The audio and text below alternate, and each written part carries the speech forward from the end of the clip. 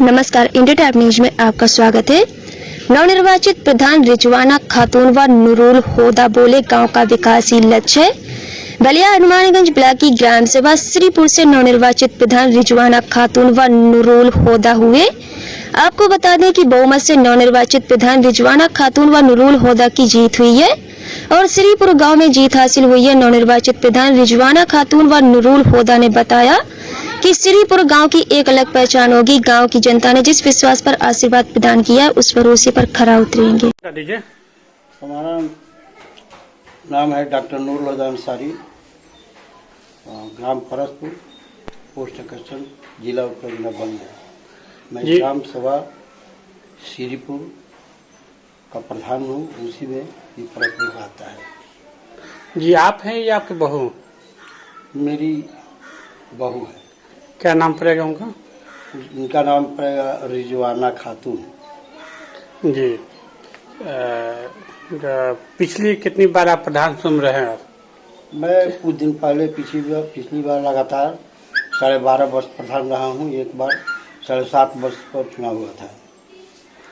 जी, हम आपसे जानना चाहते हैं, क्या आप पुनः आपकी जीत हुई है? कितनी वोटों से आपकी हार जीत हुई है? मैं 150 वोट से जीता हूँ। कितना प्रत्याशी खड़े थे आपके यहाँ? 5 प्रत्याशी खड़े थे मैदान में। जनता ने आपको पुनः आपको जनता ने चुना है आपसे लोग, तो किस तरह विकास कार्य होंगे आपके यहाँ?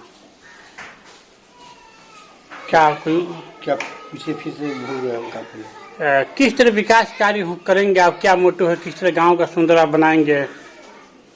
जैसे आपने पिछले भांति जानकारी में आप पिछले भांति भी प्रधान थे, तो अच्छा कार्य आपने किया। जी, जब मैं पिछले बार आया था तो मैंने 3200 का में हरजन बस्ती में बनाया। उसमें आधा पैसा देना पड़ता था, आधा पैसा सरकार देती थी। और मैंने वो खड़ंजा का काम किया, गली गली नाली बनाया। गांव का विकास कहीं पर रुका हुआ नहीं था। खड़ंजा के मामला में कहीं भी मिट्टी नहीं मिली थी और वो हमने सारे काम को कराया। तो दोबारा जनता ने हमको चुना। फिर उसके बाद मैंने 9 वोट से हार गया और उसी विश्वास पर जनता ने हमको चुना कि फिर पिछली बार जैसे विकास हुआ था उसी तरह से फिर विकास का कार्य करेंगे। और हमारा भी विश्वास है कि मैं जैसे पहले कार्य किया था उसी तरीके से कार्य करूंगा, ताकि दोबारा जनता फिर हमको चुनाव में लाएगी। हमारा विकास करने का मुद्दा रहेगा, जो सरकार से आती है आवास गरीब लोगों तक ईमानदारी से पहुंचाना, नाली खड़ंजा कार्य को करना, शौचालय काम करना। जो गरीब तबके के लोग हैं जिनके पास बच्चियों का शादी करने का पैसा नहीं है, अपने तरीके से जैसे भी हो अपने तरीके से या कोई रास्ता बनता है तो उसके लिए भी हम सहयोग करेंगे। और गरीब लोगों को दवा वगैरह के लिए खर्च भी कुछ अपने तरफ से चाहे जैसे होगा इस कार्य को भी करेंगे। जी, हम आपसे भी जानना चाहते हैं, अभी कोरोना चल रहा है, शायद आपको मालूम है, लोगों की मौतें हो रही है, तो आपके गांव में कोई मरा है कोरोना से? मतलब कि कोई बीमार हुआ कि नहीं कोरोना से? किसी की मौत हो गई है? कोरोना से तो कोई मरा नहीं है। एक हमारे गांव में एक राज साहब की रिश्तेदारी में वो यहाँ के दामाद लगते हैं, आए थे। मैं चूँकि पैसे से दवा वगैरह करता हूँ, हम गए थे, उनका ब्लड प्रेशर वगैरह जांच किए। उसके बाद मेरे समझ में कुछ आया नहीं। उसके बाद बलिया ले गए लोग, शुगर जांच किए। उसके बाद वो भर्ती करा दिए लोग वहाँ पर हॉस्पिटल में बलिया। फिर उसके बाद वो जवाब दीजिए मऊ गया। मैं इसे सुना कि फिर वो चले गए लखनऊ के बाद 2-4 दिन के बाद वो मर गए। अब गांव में इधर उधर सुना कि कोरोना के लक्षण से मर गए या ऐसे मर गए, लेकिन मेरे पास कोई वैसा विश्वास के साथ कोई रिपोर्ट नहीं है। जी, जनता ने जिस हिसाब को चुनी है आपको, तो उनके विश्वासों पर खरा उतरने का 100% काम करेंगे पुनः आप? ये तो मैं भी कह चुका हूँ पहले कि मैं ऐसा विश्वास दिलाता हूँ, विश्वास के साथ कहता हूँ कि फिर मैं ऐसा कार्य करूँगा कि जनता फिर मुझे पुनः फिर बुलाएगी और इस पर खरा उतरूँगा। जी हम जानना चाहते हैं आपके यहाँ कोई गरीब व्यक्ति तो नहीं है जो भूखमरी से मरता हो? वो गरीब तो है लेकिन भूख से नहीं मरता है, ये बात है।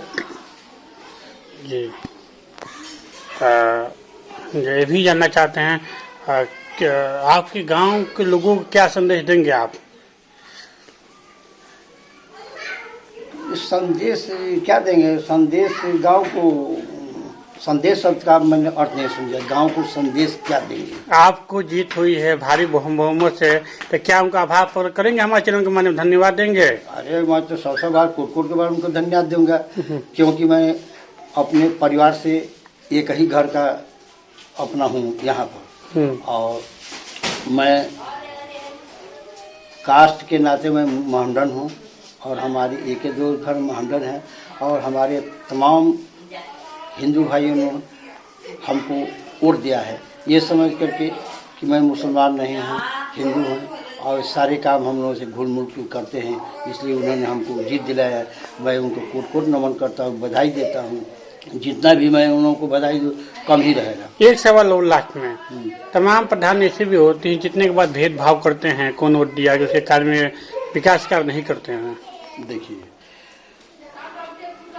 हार और जीत होती है तो क्या 100% तो हमको मिलेगा नहीं, विपक्ष रहेगा भी। और यदि मैं चुनाव जीत गया, वो हार भी गए और मैं जीत गया, और जो लोग बचे हुए वोट नहीं भी दिए हमको, तो वो भी हमारे बहुत, मैं उनको नज़दीक मानता हूँ कि हमको वोट नहीं दिए फिर भी मैं उनका काम करूँगा। इसलिए काम करूँगा कि हम में से कोई रुक सकता है तो मैं उनके यहाँ जाऊँगा तो उनसे हमारा संबंध व्यवहार बना रहेगा, मैं उनका कार्य करता रहूँगा, तो फिर वो मुझे वोट भी दे सकते हैं। इसलिए कोई भेदभाव नहीं रहेगा।